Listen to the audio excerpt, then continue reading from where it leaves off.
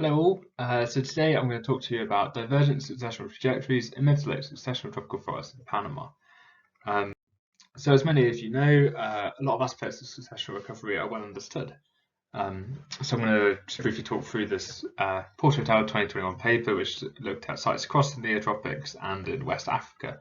And so they showed the median recovery time for soil and functional trace in brown and purple on the left is very rapid, and so occurs within the first 10 to 20 years quite often to reach 90% of old growth levels. And so then we also know that species richness diversity recover in the mid stages of succession, as you can see from this graph, and recover within 30 or perhaps 60 years for these aspects of successional recovery. The next aspect of succession, of a forest to recover in succession, is forest structure. So structural heterogeneity and maximum diameter of trees recovers in the mid stages of succession, and then above ground biomass and carbon recovers a lot later and takes perhaps 120 years, as Porter estimates for full recovery. And the final thing to recover is species community composition, and so Porter estimates a recovery rate of it takes 120 years. However, we know that it's a lot varied and much less certain than other aspects of recovery. So estimates range widely from 120 years in Porter et al.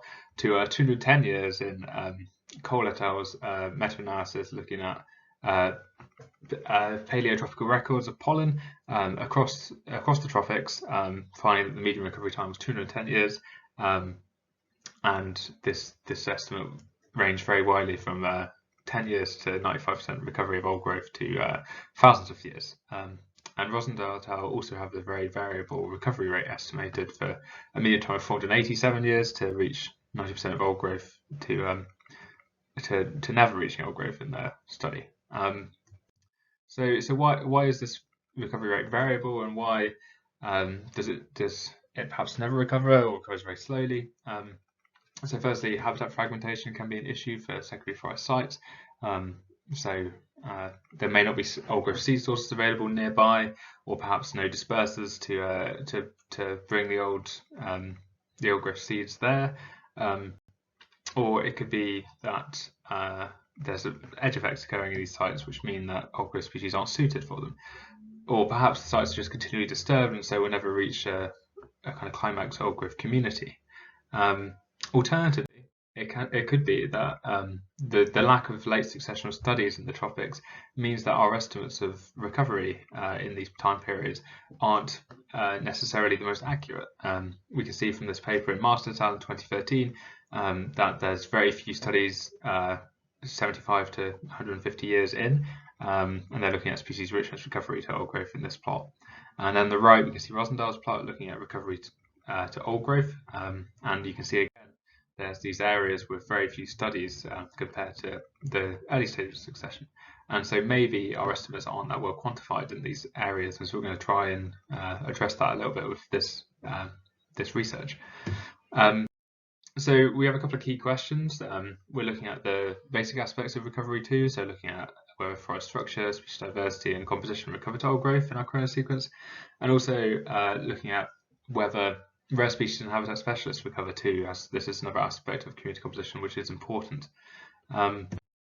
So our study site is in the Barrancollo Nature Monument in Panama, and we've got a chrono sequence here of 8 1-hectare secondary forest plots, aged 40 to 120 years, and these are getting compared to 5 old growth plots, which have been subset from the 50-hectare plot on the centre of Barrancollo Island.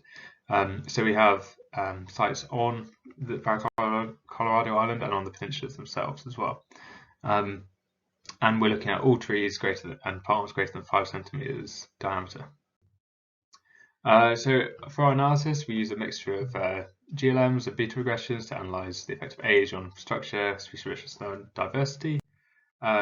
We then use mixed models to examine community composition recovery. For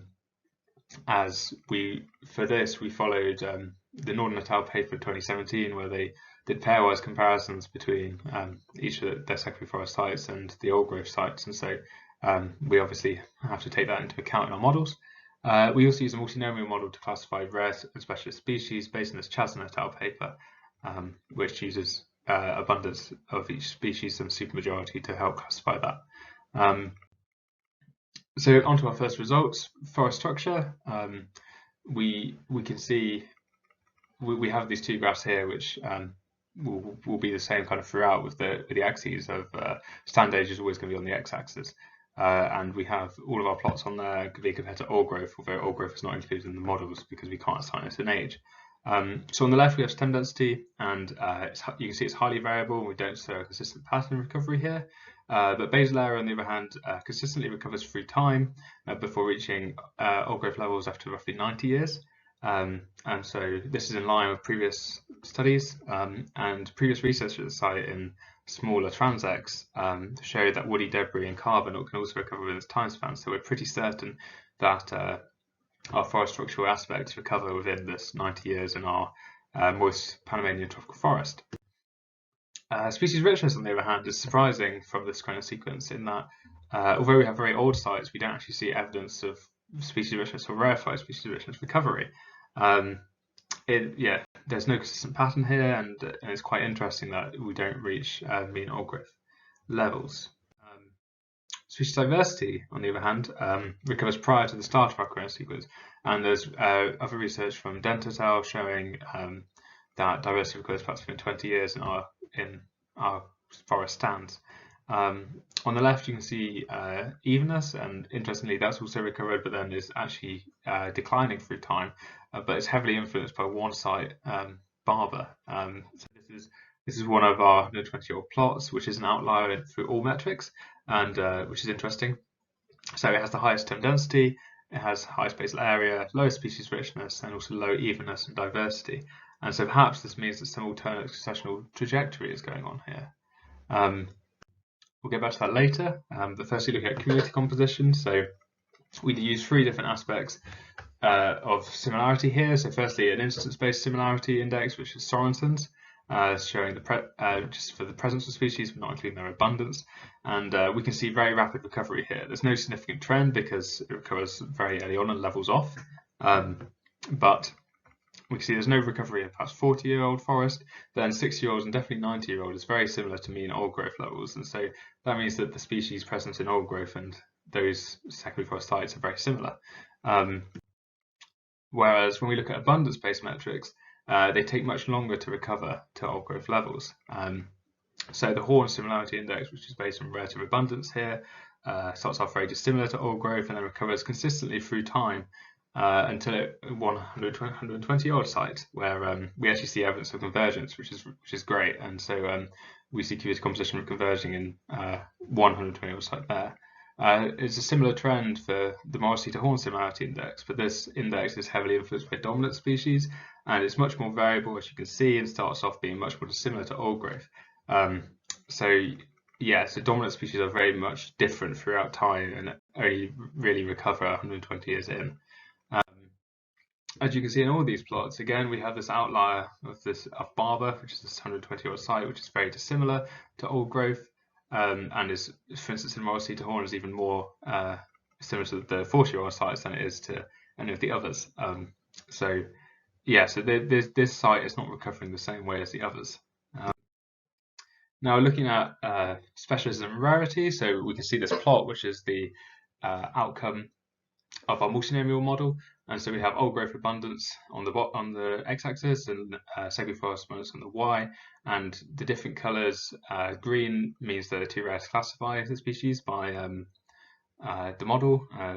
The general species are in purple, and then we have a secondary forest and old growth specialists here. So you can see that these specialists are recovering through time. So if we look at the orange here, you can see old growth specialists are accumulating with time throughout our corona sequence. And also you can obviously see there's a high portion of generalists throughout, as we'd expect. Interestingly, we can see these outliers with Barber and Foster's having a very high proportion of forest specialists, secondary forest specialists here. So they perhaps are not following the same pathway. Most importantly, when we look at rare species, there is this big difference between secondary forest plots and old growth plots here. And so, old growth plots have many more rare species than our secondary sites. This is very important for conservation point of view, and perhaps may explain the difference in species richness given these perhaps an average of 15 species missing from secondary forests still.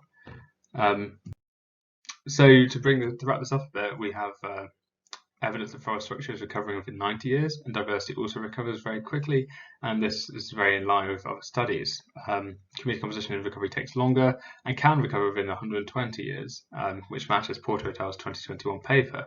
However, divergent successional pathways seem to be occurring, and our other 120-year-old site is nowhere near there in terms of recovery. So why does Barber deviate from all our expected recovery metrics? So firstly, it's dominated by this long-lived pioneer species, Gustavia superba. It makes up 35% of all trees in that site, so it's very hyperdominant. And although it's a pioneer species, you can see in the other sites in succession, it doesn't make up anywhere near that proportion of species. And it's been proven before to dominate in early succession and persist for quite a long time. And so we think perhaps the initial conditions at the site somehow allowed it to be established, and then it's known to be very resilient to disturbance, and it's dispersed by agoutis which are very abundant in that area, so perhaps that has allowed it to persist for a long time. But there is evidence of slow turnover, and it's definitely not as in high abundance in the seedling and sapling layer currently. So it will eventually turn over, but we don't know if that will reach old growth levels after that. Also, the rare species not recovering is definitely concerning. We're not certain why this is, but it could be perhaps there's actually dispersal limitation in the Barrow Carlton Nature Monument.